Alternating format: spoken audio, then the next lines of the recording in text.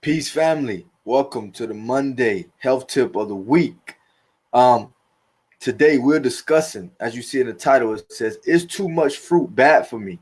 Okay, it's a lot of speculation around this subject because a lot of people say that, especially people who are diabetic, oh no, I'm sorry, it's just way too much, sugar, because fruit has fructose, which is sugar, and oh man, that's just not good for you. It's too much sugar, you're eating too much fruit.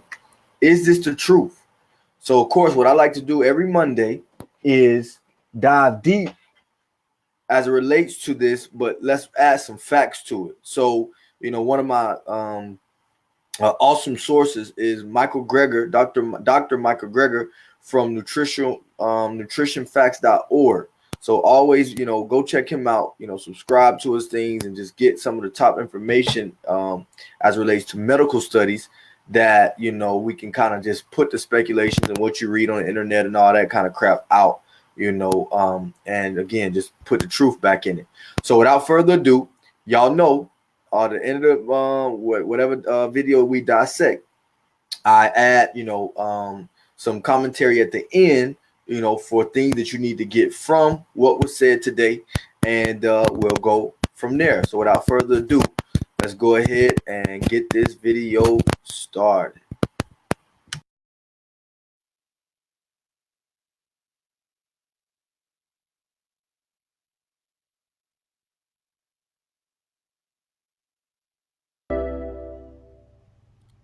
Previously, I explored how adding berries to our meals can actually blunt the detrimental effects of high glycemic foods.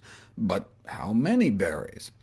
The purpose of this study was to determine the minimum level of blueberry consumption at which a consumer may realistically expect to receive antioxidant benefits after eating blueberries with a sugary breakfast cereal. If we eat a bowl of cornflakes with no berries, within 2 hours, so many free radicals are created, it puts us into oxidative debt. The antioxidant power of our bloodstream drops below where we started from before breakfast as the antioxidants in our bodies get used up. And a quarter cup of blueberries didn't seem to help much, but a half a cup of blueberries did. What about fruit for diabetics? Most guidelines recommend eating a diet high intake of fiber-rich foods, including fruit, because they're so healthy. Antioxidants, anti-inflammatory, improve artery function, reduce cancer risk. However, some health professionals have concerns about the sugar content of fruit, and therefore recommend restricting fruit intake. OK, let's put it to the test. Diabetics were randomized into two groups, one told to eat at least two pieces of fruit a day, and the other told to, at most, eat 2 fruits a day. The reduce fruit group reduced their fruit, and it had no effect on the control of their diabetes or weight, and so the intake of fruit should not be restricted in patients with type 2 diabetes. An emerging literature has shown that low-dose fructose may actually benefit blood sugar control. So having a piece of fruit with each meal would be expected to lower, not raise, the blood sugar response. The threshold for toxicity of fructose may be around 50 grams. The problem is that's the current average adult fructose consumption, thanks to industrial sugar intake, table sugar, and high fructose corn syrup. So the levels of half of all adults are likely above the threshold for fructose toxicity, and adolescents currently average 75. Now, is that the limit for added sugars or for all fructose? If we don't want more than 50, and there's like 10 in a piece of fruit, should we not eat more than 10 fruit a day? Quoting from the Harvard Health Letter, the nutritional problems of fructose and sugar come when they are added to foods. Fruit, on the other hand, is beneficial in almost any amount. What do they mean, almost? Can we eat 10 fruit a day? How about 20 fruit a day? It's actually been put to the test. 17 people were made to eat 20 servings a day of fruit. Despite the extraordinarily high fructose content of this diet, presumed about 200 grams a day, 8 cans of soda worth, the investigators reported no adverse effects, and possible benefit, actually, for body weight, blood pressure, and insulin and lipid levels after 3 to 6 months. More recently, Jenkins and colleagues put people on about 20 servings of fruit a day diet for a few weeks, and no adverse effects on weight or blood pressure or triglycerides, and an astounding 38-point drop in LDL cholesterol. There was one side effect, though. Given the 44 servings of vegetables they had on top of all that fruit, they recorded the largest bowel movements, apparently, ever documented in a dietary intervention.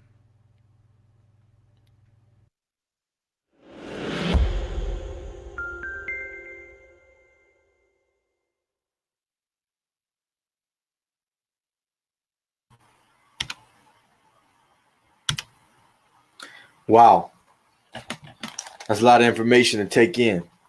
So let's dive right in. Here's some of the key points to take away from this. Number one, in the morning, it is awesome to add half a cup of blueberries in your foods. He mentioned cereals, add them in your oatmeals, your cereals, add them in your smoothies, okay? Because blueberries help, because when you have too much added sugar, it creates an enormous amounts of free radicals. Blueberries help offsets that. Well, not just blueberries, half a cup. So you got to be specific. Anything under half a cup did not really have any effect. So half a cup of blueberries. Keep that in mind, and you start utilizing that.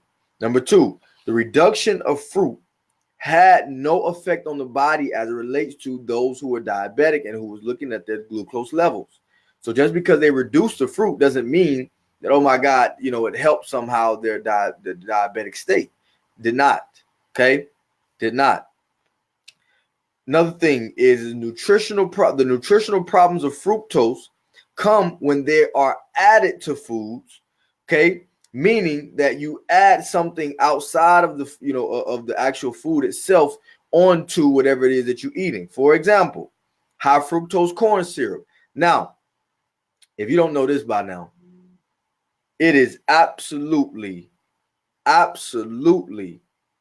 a crime to consume high fructose corn syrup. It is something that you definitely want to stay away from. If you were, if you were consuming high fructose corn syrup in any form, whether that's in food, whether that's in your juices, some of your favorite juices, 9 out of 10 of them have high fructose corn syrup. Stay away from that. That is a deadly substance. Next thing is molasses, cane sugar, corn sweetener, raw sugar, syrup, honey, or fruit juice concentrates. Now, does that mean that it's not good to add these things, or oh my God, I'm going to die if I add them? No, that's not what it means. But high doses of things, you should not have over 50 grams a day per person, and high doses of these are not good. Now, some of these things I'm going to say to stay away from, like corn sweetener, juice concentrates, which means that basically they evaporated the juice contents and then kind of put it in like a powder form, and then when they're ready to make it, they put it into it's just too much. Just drink real natural juice. That's the only juice that you need to be drinking. Juice not from concentrate. Okay.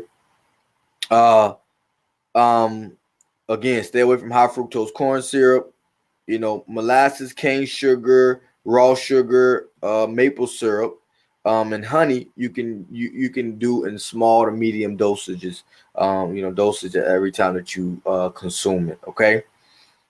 Next thing is fruit is beneficial in any amount. Fruit is beneficial in any amount. They said they had people eating 20 servings of fruit per day, and the only funny adverse effect was they had very large bowel movements because they was eating a lot of vegetables at the same time. So that means that there's no adverse effect at all shown. And then the moral of the story we're gonna close out with is that the too much fruit, is too much fruit bad for me? It's a myth. It's not true. Okay. Of course, we want you to do organic, biodynamic. We ain't gonna go there. Organic, non-GMO fruit. Okay, organic, non-GMO fruit. So be sure to go check out nutritionfacts.org with Dr. Michael Greger, and then also head over to our website. This is what we do. We help get the information from those who are studying in the labs getting this information and doing these studies. We help get that information and help you to be able to implement this in your everyday life. So, we do fitness coaching, health coaching. We do vegan meal prep. If you are, nowhere close to us, we're in Atlanta. If you're not in Atlanta, of course, we do a lot of online coaching. So reach out to us no matter where you are. We would look forward to being able to work with you and help you get on a healthier track.